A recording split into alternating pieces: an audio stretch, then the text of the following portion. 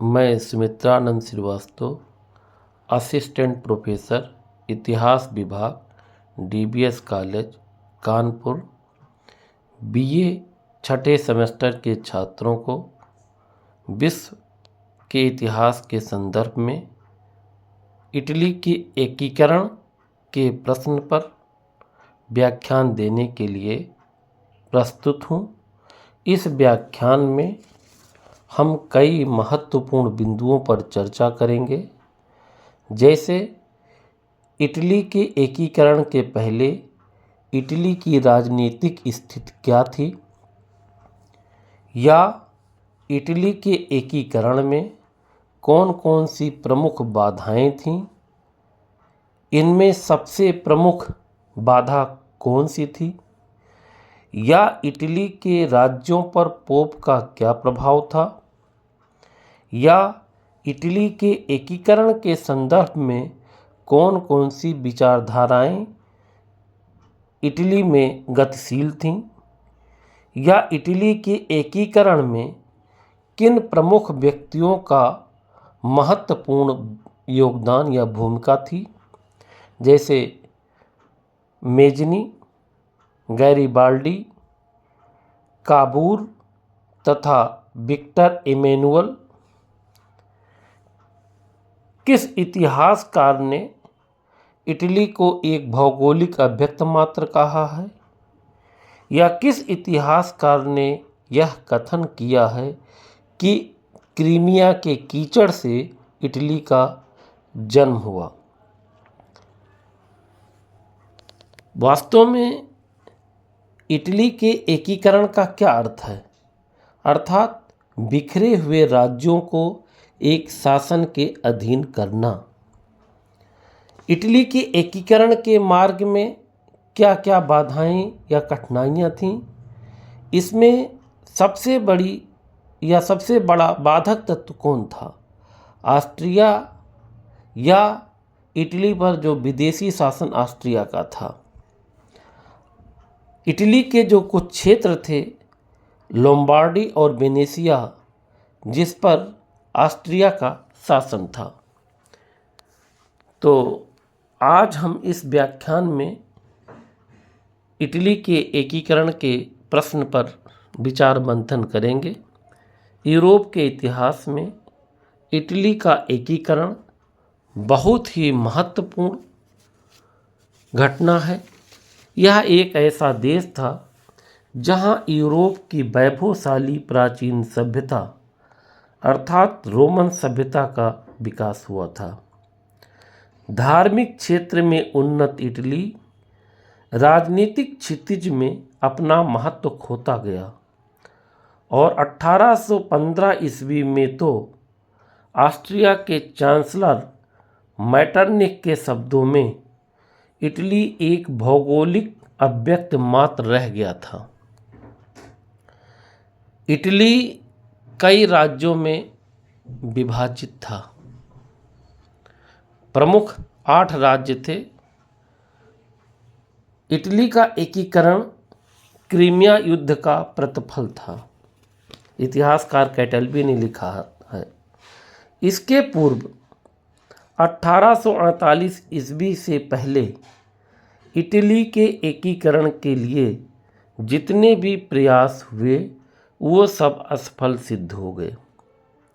इसलिए इसके एकीकरण के संघर्षों में इटली के नागरिकों को यह सिद्ध करना था कि इटली एक संगठित जनसमूह है, जिसकी अपनी शक्तिशाली संस्कृति, आर्थिक व्यवस्था और सुदृढ़ आधार है। उसकी ऐतिहासिक परंपराएं और योजनाएं, भूमि और भौगोलिक सीमाएं हैं, अपनी भाषा है, अपने आचार हैं। सन 1815 ईस्वी से लेकर 1870 ईस्वी तक इटली ने अपने पुनर्जागरण आंदोलन के दौरान इन सभी संकल्पनाओं को ठीक सिद्ध कर दिया और इटली को एक स्वतंत्र और संगठित राज्य के रूप में स्थापित कर दिया। वास्तव में वियना कांग्रेस के फलस्वरूप सन 1815 ईस्वी के बाद इटली में कुछ ऐसे तत्वों का उदय हुआ जो विविधता में एकता, अशांति में शांति तथा आक्रमणता में कर्मठता की झलक देते हैं। ये तत्व निम्नलिखित हैं। प्रथम वर्ग में था पीडमांट, सार्डिनिया, जनेवा तथा सेवाय के मिश्रण से उत्तरी इटली एक संगठित तथा शक्तिशाली राज्य बन गया था, जिसने आगे चल करके इटली के एकीकरण के आंदोलन का नेतृत्व किया। दूसरा वर्ग था ऑस्ट्रिया का हस्तक्षेप इटली में बहुत बढ़ गया था। कहने का तात्पर्य यह है कि विदेशी शक्तियों का ऑस्ट्रिया पर प्रभाव स्थापित था, विशेषकर ऑस्ट्रिया का। तीसरा वर्ग प्रतिक्रियावादी पोप की शक्त की पुनः स्थापना से हुआ वियना कांग्रेस के बाद, जिसमें रोम तथा पोप का राज्य क्षेत्र सम्मिलित था। चतुर्थ वर्ग दक्षिण में, इटली के दक्षिण में नेपल्स तथा सिसिली के नवगठित राज्य द्वारा प्रारंभ हुआ, जहां पर फ्रांस के बूर्बो शासक पुनः स्थापित किए गए। उपरोक्त विश्लेषण से स्पष्ट है कि इटली के एकीकरण में कई बाधाएं थीं, जो विदेशी तथा आंतरिक दोनों प्रकार की थीं। आंतरिक बाधाएं भी थीं और बाह्य बाधाएं भी थीं। इटली की जो सबसे बड़ी कठिनाई थी उसकी भौगोलिक आकृति थी। एक लंबे कटे हुए देश के रूप में इटली 3 राजनीतिक खंडों में विभाजित था। उत्तरी इटली, मध्य इटली, दक्षिणी इटली। मध्य इटली में पोप का राज्य होने के कारण इटली के उत्तरी तथा दक्षिणी भाग एक दूसरे के संपर्क में नहीं आ सकते थे। पोप के अतिरिक्त इटली को विदेशी शक्तियों से भी भय था। यह भय एक और ऑस्ट्रिया के इटली में उपस्थिति के कारण से था, तो दूसरी ओर कैथोलिक यूरोप के कारण से था। साथ ही साथ इटली की राजनीतिक विषमताएं आर्थिक कारणों से और उग्र हो उठी, क्योंकि दक्षिणी इटली अविकसित और ग्रामीण था, तो उत्तरी इटली अर्ध औद्योगिक। इटली के एकीकरण आंदोलन में 3 प्रमुख विचारधाराएं भी प्रगतिशील थीं, क्रियाशील थीं। एक तो था मेजनी का गणतंत्रवाद का सिद्धांत। जो मेजनी था वो आतंकवादी तरीके से इटली में गणतंत्र की स्थापना करना चाहता था। तो दूसरी तरफ जियोबर्टी, जिसने संघीय राज्य के सिद्धांत का प्रतिपादन किया, यह धार्मिक गुट था जो कि तत्कालीन पोप के नेतृत्व में इटली को संगठित करना चाहता था। तीसरा था काउंट काबूर का विचार, जो सार्डिनिया पीडमांट के राज परिवार के अधीन इटली का एकीकरण करना चाहता था। इन सभी कठिनाइयों के अतिरिक्त इटली में और भी कठिनाइयाँ थीं। प्रांतीयता, साथ ही साथ इटली में संवैधानिकता और उदारता की भावनाएं भी प्रबल थीं। देखने में लक्ष्य एक था, लेकिन रास्ते अलग अलग थे। इटली के एकीकरण की दिशा में इटली के विभिन्न रास्तों में 3 महान नेता मेजनी, गैरिबाल्डी और कैबूर प्राप्त हुए। इन तीनों ने इटली की एकीकरण तथा उसकी स्वतंत्रता प्राप्ति में महत्वपूर्ण योगदान दिया। 1848 ईस्वी में सार्डिनिया पीडमांट ने इटली के एकीकरण का प्रयास किया, लेकिन सार्डिनिया पीडमांट का राज्य छोटा था और उसकी महत्वाकांक्षा बड़ी थी। चार्ल्स एल्बर्ट के नेतृत्व में भी, जो कि सार्डिनिया पीडमांट से संबंधित था, उसके नेतृत्व में भी इटली का एकीकरण नहीं हो सका था। एल्बर्ट के बाद चार्ल्स एल्बर्ट इमैनुअल ईमानदार, समझदार, देशभक्त राजा बने, जिसके प्रति सभी देशभक्त आकर्षित हुए। इटली के एकीकरण में जो सबसे महत्वपूर्ण व्यक्ति काबूर था, जो 1852 ईस्वी में सार्डिनिया पीडमांट राज्य का प्रधानमंत्री बना, जो सामंत परिवार से संबंधित था। इटली के एकीकरण के प्रयास की दिशा में वह चाहता था कि पहले ऑस्ट्रियाई शासन के दानों से इटली को मुक्ति मिले तथा पीडमांट को आदर्श एवं शक्तिशाली बनाना चाहता था। उसने आर्थिक तथा सैनिक सुधार करते हुए सार्डिनिया पीडमांट में एक संविधान का सृजन किया, लेकिन इतिहास के पृष्ठों में काबूर का यह पक्ष दबा रह जाता है और उसका कूटनीतिक पक्ष उभर कर सामने ज़्यादा आता है। काउंट कैबूर के समक्ष यह समस्या थी कि इटली की इन परिस्थितियों में इटली की कौन सहायता करेगा। लोग सिर्फ सहानुभूति दिखाने वाले ही थे, जिसके समाधान के रूप में क्रीमिया युद्ध सामने आया। एक ओर फ्रांस था तो दूसरी तरफ तुर्की, ब्रिटेन, फ्रांस। फिर भी काबूर ने यह सोचकर कि हम चाहें या ना चाहें, हमारा भाग्य फ्रांस पर निर्भर है, अपने कुछ हजार सैनिकों को उसने क्रीमिया युद्ध में मित्र देशों की, विशेषकर ब्रिटेन, फ्रांस और तुर्की की सहायता के लिए भेज दिए।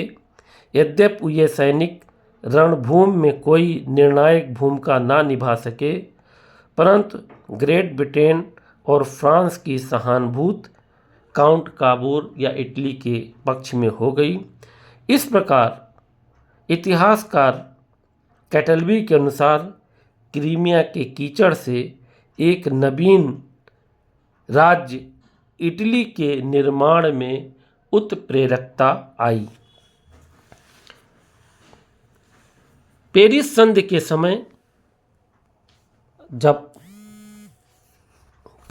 के समय पीडमांट के प्रधानमंत्री के रूप में काबूर को बुलाया गया। यद्यपि फैसला पहले से ही हो चुका था, लेकिन उत्तरी इटली के जिस क्षेत्र पर ऑस्ट्रिया का कब्जा था, उसका नग्न चित्रण यूरोप के राष्ट्रों के सामने काबूर ने रख दिया। उसे लग रहा था कि नेपोलियन तृतीय से भी कुछ मदद मिल सकती है। सन 1858 की जुलाई में काबूर तथा नेपोलियन तृतीय में प्लोम्बियर्स में समझौता हुआ। इसकी 3 शर्तें थीं। पहली शर्त क्या थी? इमैनुअल की पुत्री का विवाह नेपोलियन तृतीय के भाई जेरोम के साथ किया जाएगा। दूसरी शर्त क्या थी? फ्रांस और पीडमांट दोनों ऑस्ट्रिया के खिलाफ लड़ेंगे, पर फ्रांस उसी दशा में सहायता करेगा जबकि ऑस्ट्रिया युद्ध शुरू करेगा। तीसरा बिंदु, युद्ध के फलस्वरूप लोम्बार्डी तथा वेनेशिया संयुक्त इटली के साथ मिला लिए जाएंगे। इतिहासकार इसे 19वीं शताब्दी का सबसे निंदनीय उपहार स्वरूप संधि मानते हैं। प्रश्न उठता है कि इसे काउंट काबूर ने क्यों स्वीकार किया। वस्तुतः वह तत्कालीन इटली की परिस्थितियों से शिक्षा ले चुका था। मेजनी के विचारानुसार इटली अकेला ही युद्ध रोकेगा सार्थक न था।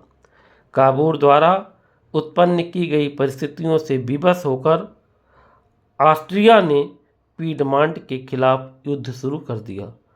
फ्रांस ने संधि की शर्तों के अनुसार वादा पूरा किया। परिणामतः लोम्बार्डी पर पीडमांट का कब्जा हो गया।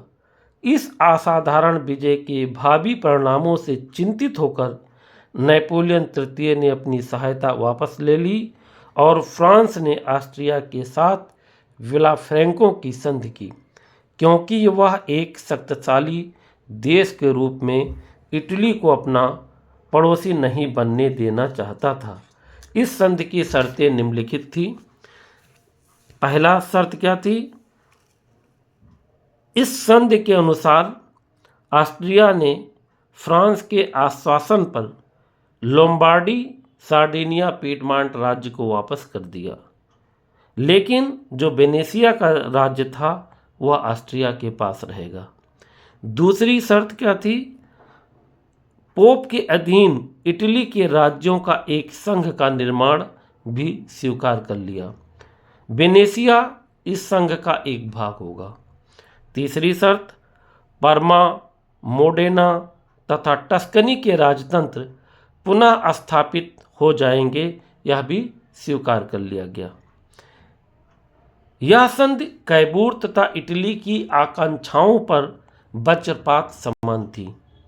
कैबूर ने हताश होकर के अपने पद से त्यागपत्र दे दिया, लेकिन अब इस समय इटली का राष्ट्रवाद चरम उत्कर्ष पर था। इसलिए इटलीवासी ना तो अपने कार्यों को अधूरा ही रख सकते थे और न ही सन 1859 की सफलताओं को सन 1848 की प्रतिक्रिया मान सकते थे। इस संधि ने विलाफ्रैंको की संधि ने इटली वासियों को उदंड बना दिया था। सन 1859 में पार्मा, मोडना, टस्कनी तथा रोमाग्ना की संसदीय सदनों की बैठकें हुईं और इन चारों ने एक संयुक्त सेना बनाकर स्वतंत्रता का प्रण लिया। उन्होंने इमैनुअल द्वितीय को अपना प्रस्ताव पास कर अपना शासक घोषित किया। दिसंबर 1859 ईस्वी में एक बार फिर नेपोलियन तृतीय अपनी संधि से हट गया। उसने पार्मा, मोडना आदि का पीडमांट के साथ एकीकरण स्वीकार कर लिया। सन 1860 में काबूल पुनः सार्डिनिया पीडमांट का प्रधानमंत्री बनने को विवश किया गया। इस नई परिस्थिति और वातावरण से लाभ उठाकर काबूल ने मध्य इटली के एकीकरण के कार्य को पूरा कर देने का दृढ़ संकल्प किया। नेपोलियन तृतीय ने एक दांव फिर लगाया। उसने टस्कनी को मिलाए जाने के फलस्वरूप बदले में नीस और सेवाय राज्यों की मांग की। कैबूर ने इसे स्वीकार भी कर लिया, जिससे नेपोलियन तृतीय की शेष प्रतिष्ठा भी समाप्त हो गई और वह यूरोप में संदेहित हो उठा। मार्च 1860 ईस्वी में मध्य इटली ने एकमत होकर जनमत संग्रह द्वारा सार्डिनिया पीडमांट के साथ संयुक्त होने की घोषणा कर दी। इस तरह इटली के एकीकरण का दूसरा चरण पूरा हुआ। यूरोप राज्य व्यवस्था में उत्तरी इटली का जन्म हो चुका था, जिसमें केवल वेनेशिया और कुछ उत्तर पूर्व के नगर नहीं सम्मिलित हुए थे, जैसे मार्चेज, आम्ब्रिया के पोप के प्रदेश भी अभी इसमें सम्मिलित नहीं हुए थे। परंतु 1860 ईस्वी के अंत में आम्ब्रिया तथा मार्चेज को गैरिबाल्डी ने जनमत के द्वारा उत्तरी इटली में मिला लिया और 1800 1861 ईस्वी में नेपल्स भी संयुक्त इटली का भाग बन गया। सन 1860 ईस्वी से लेकर सन 1861 तक की उपलब्धियां गैरीबाल्डी की देन है। 1859 ईस्वी में इटली की सफलताओं तथा गैरीबाल्डी की देशभक्ति ने एक बार फिर उसे इटली आने के लिए विवश किया। सन 1860 ईस्वी में देशभक्त गैरीबाल्डी ने दक्षिणी इटली से कार्य प्रारंभ किया। प्रथम उसने प्रसिद्ध गुरिल्ला युद्धों द्वारा दक्षिण के राज्य सिसिली पर कब्जा जमाया।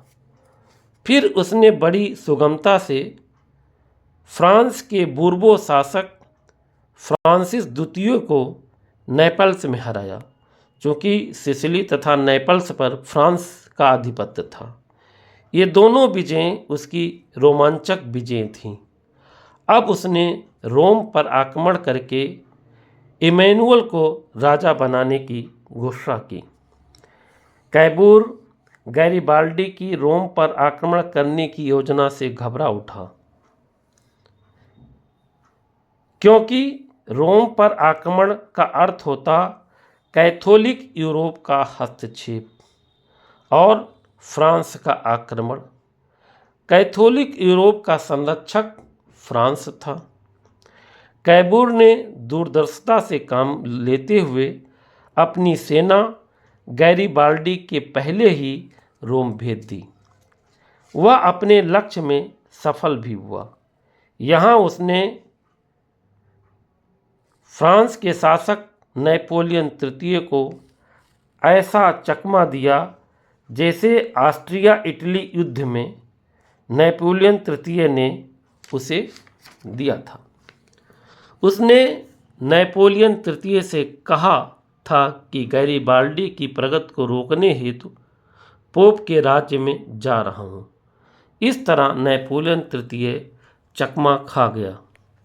गैरीबाल्डी विद्रोहियों की सहायता हेतु रोम आया था, जबकि 11 सितंबर 1860 को इमैनुअल ने पोप के राज्य पर आक्रमण कर दिया था। कैसल फिट्री में पोप के नेतृत्व में जो सेना भेजी गई थी, उसे पराजय का मुख देखना पड़ा। इस तरह हम देखते हैं कि रोम को छोड़कर समस्त पोप राज्य सार्डिनिया पीडमांट राज्य में सम्मिलित हो गया। अब इमैनुअल नेपल्स की ओर बढ़ा। राजभक्त गैरीबाल्डी ने अपने राजा का विरोध नहीं किया।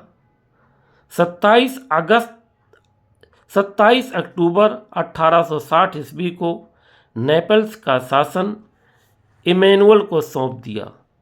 जनमत संग्रह से पता चला कि इटली के सभी राज्य इटली संघ में शामिल होना चाहते हैं। 9 दिसंबर 1860 को गैरीबाल्डी ने नेपल्स में अपना अधिकार त्याग कर वहाँ की कमान इमैनुअल को सौंप दी, या इटली का राजा इमैनुअल को घोषित किया गया। इटली का एकीकरण देखने के लिए दुर्भाग्यवश काउंट काबूर, जो कि सार्डिनिया पीडमांट का प्रधानमंत्री था, जीवित न रह सका, अर्थात उसकी मृत्यु हो गई। 16 जून 1861 को अस्वस्थता की वजह से उसकी मृत्यु हो गई, लेकिन अमर होकर इटली के इतिहास में अमर होकर इटली के एकीकरण में कई व्यक्तियों का, कई प्रमुख हस्तियों का, जैसे मेजनी, गैरीबाल्डी, काउंट काबूर तथा इमैनुअल का योगदान सबसे ज़्यादा महत्वपूर्ण था।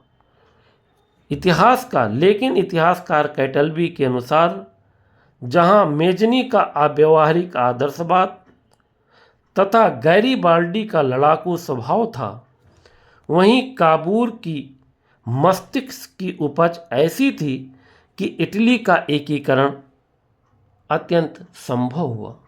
कहने का तात्पर्य है कि इटली का एकीकरण बड़ी आसानी से संपन्न हुआ। जर्मनी के एकीकरण में बिस्मार्क ने, जो बिस्मार्क जर्मनी का चांसलर था, प्रशा का चांसलर था, उसने इटली के एकीकरण की राह आसान कर दिया। बिस्मार्क ने इमैनुअल से यह संधि की कि वह ऑस्ट्रिया पर आक्रमण करेगा तथा जर्मनी तब तक ऑस्ट्रिया से संधि नहीं करेगा जब तक कि ऑस्ट्रिया वेनेशिया का जो क्षेत्र था अपने अधीन रखा था इटली को वापस नहीं करेगा। युद्ध के परिणाम स्वरूप 1866 ईस्वी में जर्मनी द्वारा इटली को वेनेशिया मिला। कहने का तात्पर्य यह है कि जर्मनी और ऑस्ट्रिया के बीच में जो युद्ध हुआ वो सडोवा का युद्ध हुआ 1866 ईस्वी में। यह युद्ध 7 सप्ताह तक चला और इस युद्ध में ऑस्ट्रिया को पराजय मिली। जर्मनी के चांसलर बिस्मार्क को विजेता हुआ और उसने ऑस्ट्रिया से वेनेशिया लेकर के इटली को वापस कर दिया। कहने का तात्पर्य यह है कि अब लोम्बार्डी और वेनेशिया दोनों राज्य अब सार्डिनिया पीडमांट राज्य के अधीन हो गए। अब इटली रोम के बिना या हृदय बिन शरीर था। अभी तक रोम का जो राज्य था वो इटली के पास नहीं था।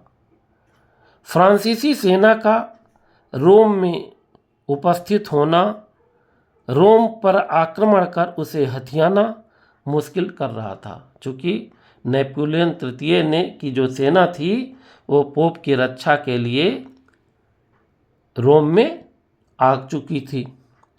लेकिन 1870 ईस्वी में जब फ्रांस और प्रशा के युद्ध के समय फ्रांस की सेना जब रोम से वापस गई तब इमैनुअल ने रोम पर आक्रमण कर 20 सितंबर 1870 को रोम को हथिया लिया। वार ऑफ या युद्ध, सेडन का युद्ध जिसे कहा जाता है, जिसमें एक तरफ फ्रांस और दूसरी तरफ प्रशा था। फ्रांस और प्रशा के बीच में युद्ध हुआ था और सेडन के युद्ध में फ्रांस को पराजय मिली थी और उसे 1871 ईस्वी में संयुक्त इटली की राजधानी बनाया गया। किसको? रोम को। इस तरह हम कह सकते हैं कि एक लंबे संघर्षों के बाद माने 1815 ईस्वी से लेकर के 1871 ईस्वी के बीच जो एक लंबा संघर्ष चला,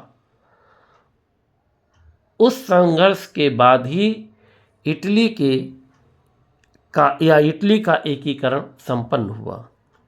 मेजनी और गैरिबाल्डी जैसे लोकतांत्रिक और क्रांतिकारी नेताओं द्वारा इटली की स्वाधीनता और एकीकरण के लिए किए गए संघर्ष के महत्वपूर्ण योगदान के बावजूद जर्मनी की भांति इटली भी एक राजतंत्र बन गया।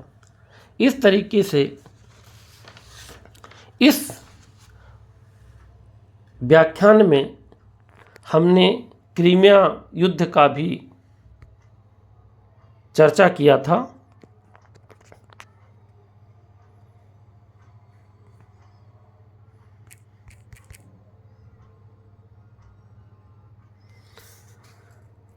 क्रीमिया काला सागर में निकला हुआ एक स्थल था। एक तरह